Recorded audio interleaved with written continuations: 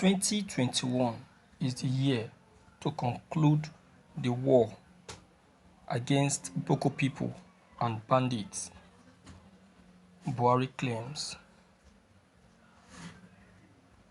At least the federal government last week promised Nigerians that it would do everything it could to end insurgency, banditry, and violent criminal activities in the country this year.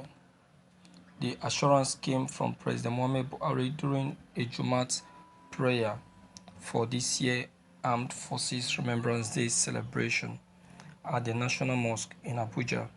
The president, who was reportedly by the Minister of Defense, Major General Bashir Magashi, also told Nigerians that 2021 is a year of action and we will finish what we are doing. According to him, this is the year to conclude the war against Boko people and bandits. Magashi promised that this counter-insurgency war would be concluded this year. We recall that in his Christmas message to Nigerians, Buhari had told the nation that the solution to the security challenges were not as simple as people thought. Rather, he said that he would remain focused on following the complex multi-dimensional route to reducing the incidence of insecurity in the barest minimum. The president stated that providing security for all residents in the country remained an article of faith for him, as security formed a vital segment of his administration, a three-point agenda right from inception. He said our people must be free to live and move without let or hindrance. This is crucial not only to enthroning an atmosphere of calm and social cohesion, but for the economy to grow. It is gratifying that Nigerians have now received a timeline from the federal government on the commitment to deal decisively with the security problem that have bedevilled the country since 2009, when Bøkøh people became violent in Borno State. There is no gainsaying that since the killing of the Bøkøh people founder, Mohammed Yusuf, by the police in 2009, peace has eluded Nigeria. What is surprising is that since then, the country has moved from one Bøkøh people to banditry, cattle rustling, kidnapping for ransom, and all forms of violent crimes in most parts of the country. While the Buhari government, which came into office in 2015, has been battling Bøkøh people to scuttle down its influence. The country is now held by the jugular by bandits, kidnappers, herdsmen, and other pseudo-criminal gangs. It is so bad that soldiers are killed, policemen, aid workers, and many prominent Nigerians are either killed or kidnapped, including school children and vulnerable women.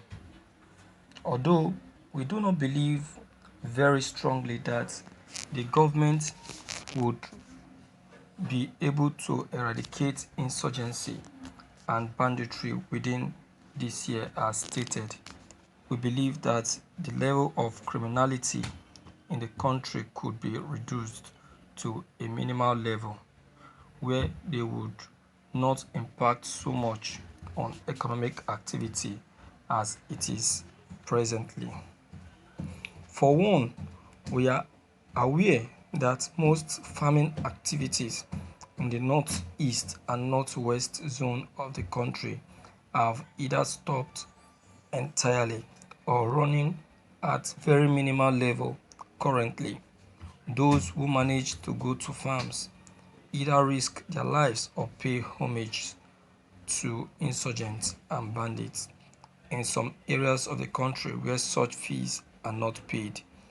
Many farmers have lost their lives in their ancestral lands while doing legitimate business for survival. That is apart from the reality that many major roads in the country are now filled of play for criminal gangs, limiting movement across the country.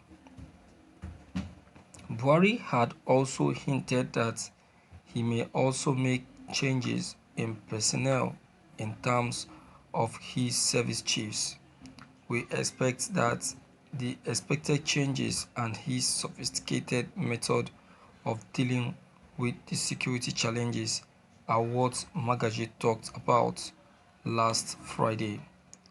What is not in doubt is that Nigeria is in dire straits with the security challenges.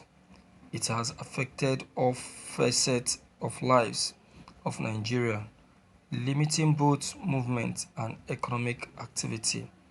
The depth of the challenges could be seen in the desperate cries of such people as the Sultan of Sokoto, the Arewa Consultative Forum (ACF), who were hitherto considered conservative.